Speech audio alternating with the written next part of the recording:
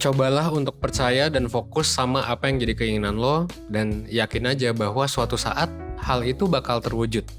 Yakinlah, maka semesta akan bekerja bersama lo untuk mewujudkannya menjadi kenyataan. Nah, mungkin beberapa dari lo ada yang familiar sama kata-kata kayak gitu. Banyak sih orang yang percaya sama konsep manifestation, atau konsep di mana kita tuh percaya bahwa keinginan itu bisa menjadi nyata dengan berpikir positif. Tapi di sisi lain juga banyak yang gak percaya konsep ini dan skeptis gitu. Dengan bilang, selama ini gue mikir positif malah jadi kecewa. Atau ada juga yang menganggap konsep manifestation ini gak ilmiah. Well, terus kita harus percaya yang mana gitu. Nah, tapi sebenarnya ini seru sih buat dibahas. Nah, that's why sekarang gue mau ngebahas nih di video ini tentang prinsip manifestation ini. Untuk ngebantu lo semua ngejawab pertanyaan yang tadi. Kira-kira emangnya harus percaya yang mana gitu? Apakah kita harus percaya atau enggak?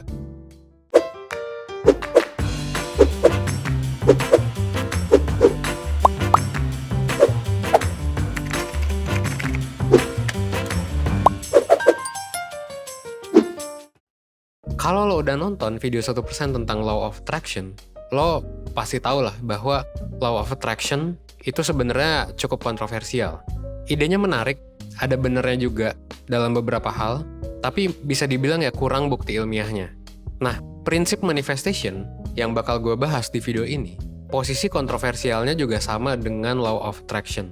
Kalau misalnya lo tanya sama gue, manifestation itu science atau enggak, gue bakal ngejawab, well mungkin belum bisa gitu. Tapi kalau misalnya lo tanya ke gue ada manfaatnya atau enggak ngelakuin manifestasi, positive thinking gitu ya, baru jawabannya bisa jadi ada, dengan syarat dan ketentuan tertentu. Ya, tentunya harus realistis juga gitu. Nggak dengan yakin aja gitu, tiba-tiba kita pengen sesuatu muncul, besok pagi terus tiba-tiba muncul gitu kan. Atau bahwa oke, besok gue pengen ketemu nih sama Jennie Blackpink gitu. Atau gue pengen ketemu sama Taehyung BTS gitu. Ya, mungkin besok gak bakal ketemu juga gitu kan. Dan sebenarnya jadi gini sih, kalau misalnya kita lihat berdasarkan teori dan penelitian secara ilmiah ya, sebenarnya berpikir positif kayak yang disaranin sama prinsip manifestation itu bakal ngaruh ke usaha yang kita lakuin buat mencapai keinginan kita.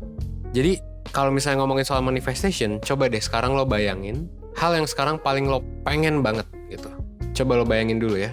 Terus coba refleksiin, lo yakin gak sih lo bisa mendapatkan hal tersebut? Kalau misalnya lo ngerasa gak mungkin bisa ngedapetinnya, kira-kira rasanya nyaman gak sih? Terus worth it gak sih buat lo untuk memperjuangkan hal yang lo pengen kalau misalnya lo ngerasa itu udah pasti gagal gitu. Misalnya lo ngerasa udah gak ada harapan nih buat ngedapetin gebetan gitu. Sekarang mungkin beberapa dari lo jomblo dan ngejar gebetan gitu. Mana sih yang lebih mungkin buat lo lakuin? Apakah usaha terus? Atau ngerasa ya udah gue mah apa tuh gitu kan? Yang akhirnya mungkin beneran bikin lo gak mungkin dapet gebetan lo. Ya karena gak usaha juga gitu. Sebaliknya, kalau misalnya lo yakin untuk lo bisa dapetin suatu hal yang lo pengen, nah maka kecenderungannya adalah kemungkinan lo bakal jadi lebih percaya diri buat ngusahain hal itu biar terjadi. Bahkan lo akan mengusahakan itu dengan enjoy gitu, sambil seneng.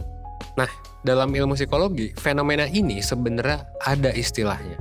Apa itu? Nah, fenomena ini tuh disebut dengan self-fulfilling prophecy, alias kecenderungan untuk suatu hal bisa terjadi karena kita percaya bahwa hal itu bakal terjadi gitu ya. Jadi sebenarnya ini intinya kalau kita pede ya kita bakal lebih mungkin untuk ngedapetin hal itu. Kalau kita nggak pede, kalau kita mikir bahwa nggak bisa, ya nanti bakal nggak bisa juga gitu sih. Nah ngomong-ngomong soal percaya diri, sebenarnya konsep kayak gini tuh udah sempat kita bahas di video 1% sebelumnya. Di sana kita udah ngebahas gimana penelitian nunjukin bahwa kepercayaan diri untuk bisa ngelakuin suatu hal itu ya berhubungan sama motivasi lo dan kesuksesan lo itu dalam ngelakuin suatu hal yang memang mau lo lakuin. Kalau lo pede ya makin oke gitu ya. Jadi semakin kita pede, semakin kita bisa oke dalam suatu hal itu, begitupun sebaliknya. Nah, ada juga nih alasan lain yang sebenarnya bikin berpikir positif ini jadi bagus gitu. Contohnya misal tentang growth mindset. Riset-riset di growth mindset pada dasarnya nunjukin bahwa ketika kita percaya bahwa kemampuan kita itu bisa dikembangin, bisa berkembang gitu ya diri kita bakal lebih oke gitu dalam hal mengembangkan diri. Kenapa? Karena orang-orang yang punya growth mindset itu percaya bahwa kerja kerasnya suatu saat bakal membuahkan hasil gitu. Sebaliknya orang-orang yang punya fixed mindset, di mana mereka percaya bahwa sukses itu ya karena bakat gitu. Jadinya kita nggak bisa ngembangin diri kita, nggak bisa ngubah diri kita, nggak bisa usaha gitu ya. Nah itu mereka akan cenderung lebih mudah buat nyerah dalam berusaha. Jadi numbuhin kepercayaan diri, numbuhin positivisme adalah alasan pertama gitu. Kenapa berpikir positif tentang hal yang kita pengen dalam prinsip manifestasi itu bisa bermanfaat. Nah, alasan selanjutnya adalah emosi positif itu muncul dari berpikir positif juga gitu. Kenapa gitu? Jadi kalau dari teori dan penelitian dari salah satu ahli ya.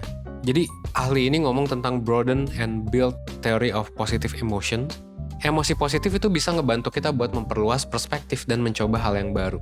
Jadi emosi positif kalau kita punya dari pemikiran positif kan, itu bakal ngebantu kita buat ngelakuin hal-hal yang baru, ngebantu kita buat explore, ngebantu kita buat kreatif, ngebantu kita buat ngembangin dan ngelatih kemampuan baru dan ngebangun relasi sama orang baru juga.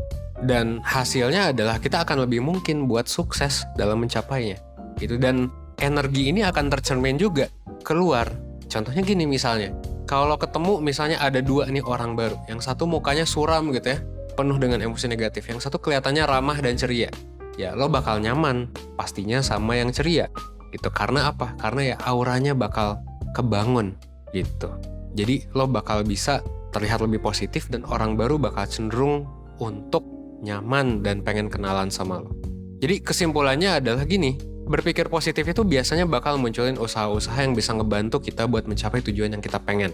Dan mungkin beberapa dari lo mikir gitu, waduh gue orangnya susah buat mikir positif, berarti gue bakal susah sukses dong. Atau ada juga yang mikir, gak juga gitu. Gue waktu itu udah pikir positif, tapi kayak udah percaya diri, tapi masih gagal. Nah, apa yang lo omongin sebenarnya valid juga sih. Mungkin ya memang ya pengalaman orang beda-beda kan. Mungkin pengalaman lo selama ini bikin lo susah buat berpikir positif. Atau orang-orang di sekitar lo malah sering bikin lo ngerasa down gitu. Atau memang lo lagi gak hoki aja. Jadi meskipun udah pede, udah berpikir positif, ternyata gagal juga gitu ya. Mungkin aja juga tindakan yang dilakuin solusinya belum tepat gitu. Dan ya memang ada banyak hal ya di dunia ini yang gak bisa kita kontrol. Tapi sebenarnya kalau misalnya lo cenderung berpikir negatif, jangan khawatir karena ya ini bisa diubah gitu, jadi lebih positif. Begitu juga cara lo menghadapi masalah. Untuk menemukan solusi yang tepat itu sebenarnya bisa dipelajari gitu. Gimana caranya ya, tiap orang kondisinya beda-beda ya gitu. Mungkin banyak dari lo ada yang masalahnya sama orang tua, banyak dari lo yang masalahnya sama diri sendiri gitu, banyak dari lo yang kayak ada trauma atau apa gitu. Dan itu susah mungkin kalau misalnya kita pengen selesain lewat satu video YouTube ini aja. So, kalau misalnya lo ada masalah, gue sangat amat menyarankan lo untuk ikut layanan konsultasi bareng mentor 1%. Kenapa? Karena ya konsultasinya ya durasinya lama, 75 menit. Dengan durasi yang panjang lo bisa cerita sepuas mungkin, senyaman mungkin, kerahasiaannya dijaga, dan kayak ya nggak bakal dijudge sih sama mentornya gitu ya. Dan lo juga bisa pilih nih mau mentor yang mana, dan ngejadwalinnya tuh bisa kapan aja juga. Dan selama sesi konsultasi, mentor 1% bakal ngebantu lo buat nemuin solusi dari masalah yang lo hadapin. Lo bisa banget untuk cerita apapun ya ke mereka dan ya nemuin solusinya bareng-bareng. Karena ya pada dasarnya mentor itu adalah S1 psikologi gitu ya, dan udah dapat banyak training juga dari 1%. That's why nggak heran kalau udah ada puluhan ribu orang yang udah kebantu sama layanannya 1%. Nah, di layanan konsultasi sama mentor ini, lo bakal difasilitasi bukan hanya konsultasi doang, tapi juga ya banyak banget ya. Mulai dari psikotes gitu, ada tes kepribadian, tes tingkat stres, tes minat karir, ada juga worksheet gitu ya, yang bakal dikasih di akhir sesi. Jadi kayak lo bakal dapet banyak banget, dan lo nggak cuman hanya ngerasain emosi positif dan jadi lebih percaya diri nantinya, tapi lo juga dibantuin buat konsisten ngelakuin usahanya dengan ya tugas-tugas dari mentor itu. Gitu sih. Oke? Mungkin segitu ya pesan gue tentang manifestation. Nah, kalau misalnya lo bingung apakah lo harus berpikir positif atau enggak, lo coba bayangin aja sih mana yang bakal bikin lo lebih percaya diri dan ngerasain emosi positif. Ya, dan lakukan itu gitu ya. Selama hal tersebut bermanfaat buat lo, mau itu negative thinking, positive thinking, dan gak ngerugiin orang lain ya, gak ada salahnya buat lo untuk coba ngelakuin juga. Dan kalau misalnya ada masalah, ya jangan lupa juga untuk reach out gitu ya. Jadi silakan kalau misalnya lo tertarik untuk konsultasi bareng mentor, klik link yang udah gue taruh di deskripsi, atau lo bisa klik 1%.net gitu ya. Mungkin sekian dari gue. Semoga satu video sebelum tidur ini bisa ngebantu lo buat belajar dan berkembang, seenggaknya 1% setiap harinya. Oke? Akhir kata, gue Evan dari 1%.